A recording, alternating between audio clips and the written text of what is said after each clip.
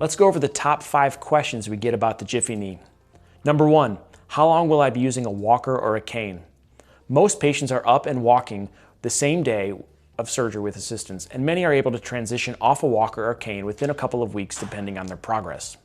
Number 2, is this more or less painful than a traditional knee replacement? I would say everyone's experience is a little different, but this is designed to be more muscle sparing, which may help with early recovery and postoperative pain. Number 3, how long does the surgery itself take? The procedure itself is relatively efficient, often around 30 to 40 minutes, but you should expect to be at the surgery center for several hours from start to finish. Number 4, when can I drive again?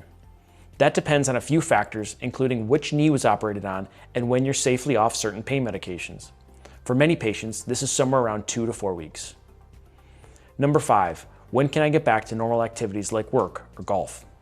That really depends on the individual and the activity, but many patients are getting back to light daily activities within a few weeks with continued improvement over the next couple of months.